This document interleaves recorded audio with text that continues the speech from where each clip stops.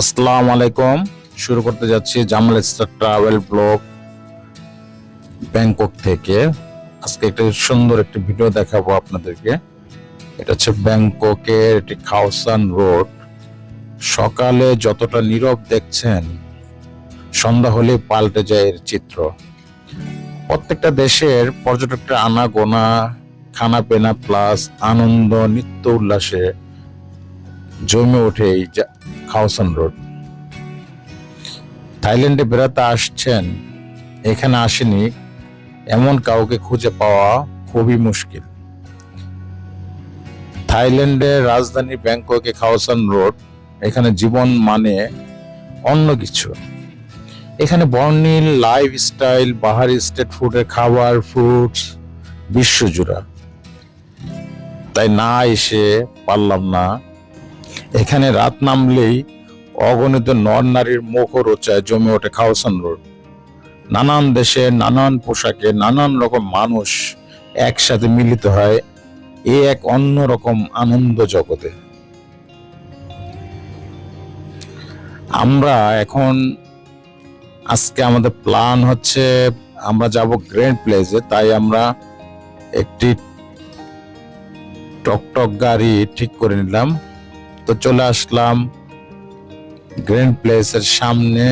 বাইর সাইড এটা দেখতে পাচ্ছেন, বিশাল জায়গা জুড়ে গ্র্যান্ড প্লেস।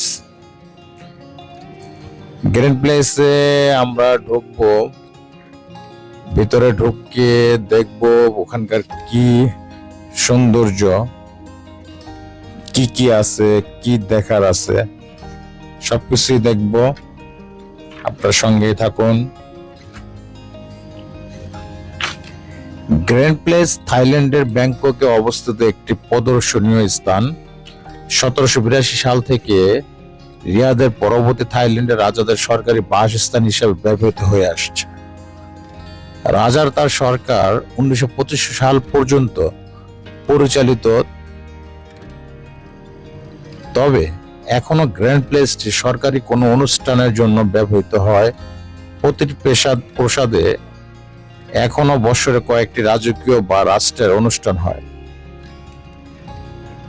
এই প্রাসাদটি থাইল্যান্ডে অন্যতম পর্যটকদের আকর্ষণ, যে কারণে প্রতি বছর 8 মিলিয়নের বেশি মানুষ আসেন।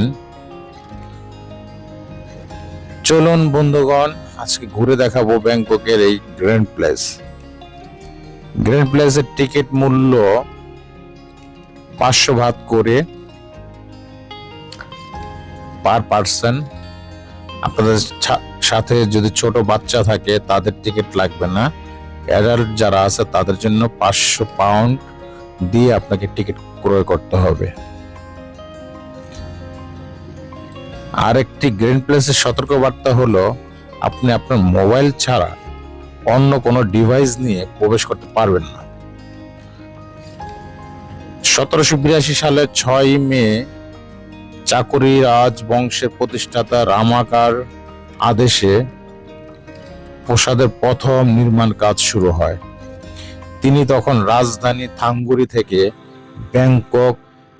ব্যাংককে স্থানান্তরিত করেন। পরপর রাজত্বকালে অনেক নতুন কাঠামো যুক্ত করা হয়, বিশেষ করে রাজ চুলাল কর্ম বা রামা পঞ্চমের কালে। 1925 সালের মধ্যে রাজা, রাজ পরিবার আর সরকার প্রাসাদ স্থাপন করেনি। 1932 সালে নীলনকুশ রাজতন্ত্রের বিলুপ্তির পর সকল সরকারি সংস্থা এই প্রাসাদে থেকে সরে যায়। আকৃতিতে প্রাসাদ কমপ্লেক্সটি মোটামুটি একাকারের। মোট আয়তন 2,04,000 বর্গ কিলোমিটার এবং চারদিকে দেয়াল দ্বারা বেষ্টিত।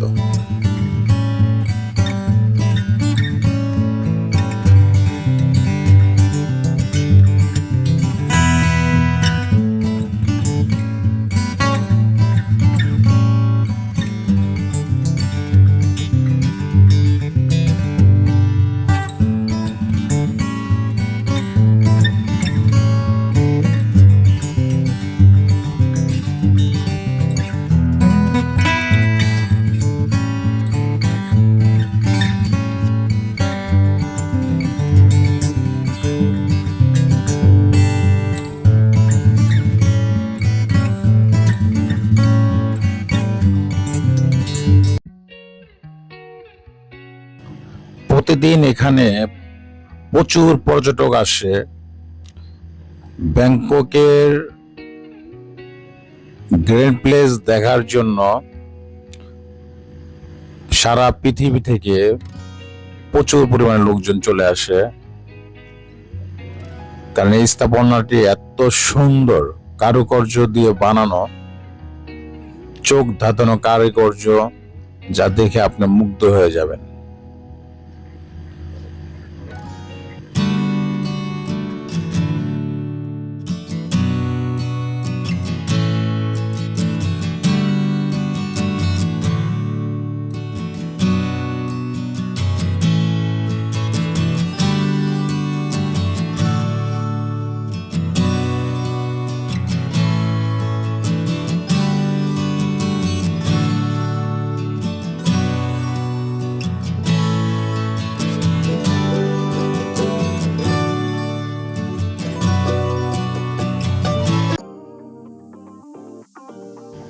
এটি রতন কুশিং দ্বীপের চাওফাদ নদীর তীরে অবস্থিত। গ্র্যান্ড প্লেসটির উত্তরে সোলাংপং নাফালং রোড, পশ্চিমে মহারাজ রোড, পূর্বে সালাম চাও রোড এবং দক্ষিণে জাইওয়ান রোড অবস্থিত। একটি একক কাঠামোর পরবর্তীতে প্লেসটি খোলামেলা বাগান, উঠানে আশেপাশে অসংখ্য ভবন, হল দ্বারা প্লেসটি গঠিত।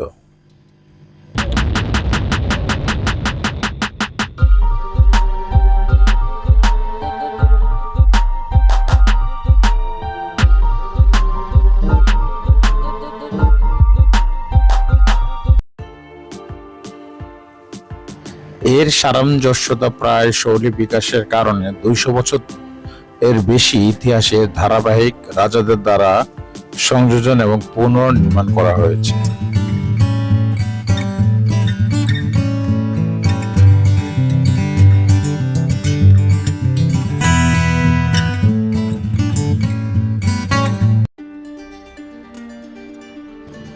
এটি কয়েকটি অংশে বিভক্ত, যেমন পান্না ভূতের মন্দির, বৈদিশ্রী, মহাপ্রসাদ ভবন চক্রী, মহাপ্রসাদ ভবন।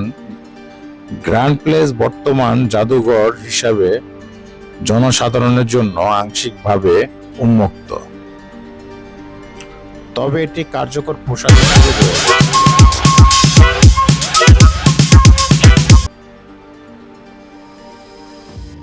এর ভিতরে এখনো বেশ কিছু রাজকীয় অফিস রয়ে গেছে।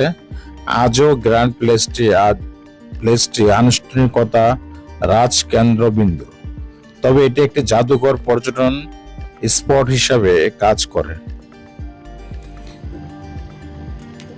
তবে এখন যারাই যেখান থেকে ঘুরতে আসেন না কেন, ব্যাংককে আসলে অবশ্যই আপনারা এই জায়গাটিতে আসবেন। এই জায়গাটি অবশ্যই এখন টুরিস্ট স্পট হিসাবে সবাই চিনে, আর জায়গাটি খুবই সুন্দর, খুবই চমৎকার। আপনি যেখানেই যাবেন, স্বর্ণের আদলে করা প্রত্যেকটি স্থাপনা দেখতে যে এত সুন্দর, চোখ জুড়িয়ে যায়, সোজা কথা চোখ জুড়িয়ে যায় দেখলে। তো আমি বলবো, যারা ব্যাংককে আসেন, আপনারা এই খুব সুন্দর এই প্লেসটিতে অবশ্যই আসবেন, ঘুরে দেখবেন, খুবই ভালো লাগবে।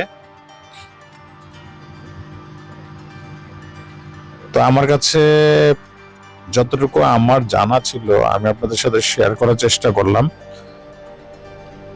যতটুকু তথ্য আমি জানতাম সেগুলো আপনাকে জানালাম। যদি আপনাদের ভালো লাগে ভিডিওটি দেখবেন। আমি এবং আমার ওয়াইফ, আমার ছেলে, আমার বাচ্চাকে নিয়ে হেঁটে হেঁটে পুরোটা দেখতেছে। ওরা খুবই মজা পাচ্ছে। এত সুন্দর একটি প্লেস দেখার মতো, এত সুন্দর একটি জায়গা আসলে বাস্তবে না দেখলে আপনি বিশ্বাসই করতে পারবেন না। চমৎকার একটি জায়গা এবং খুবই সিকিউরিটি। তবে সবকিছু মিলিয়ে আমার কাছে খুবই ভালো লাগছে। কার কাছে কেমন লাগছে জানি না, বাট আমার কাছে খুবই ভালো লাগছে।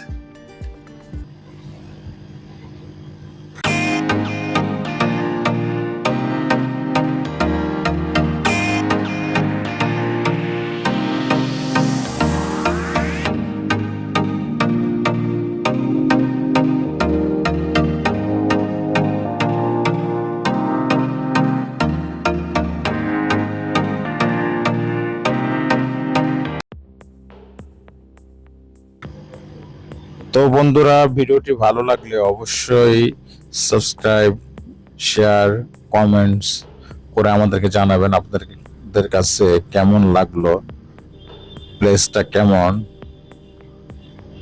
আমাদেরকে জানাবেন। আর আপনারা আমাদের সাথেই থাকবেন। আবার কোথাও কোনো দেশে ট্রাভেল করলে আপনাদেরকে অবশ্যই আপনার ভিডিওর মাধ্যমে জানাবো।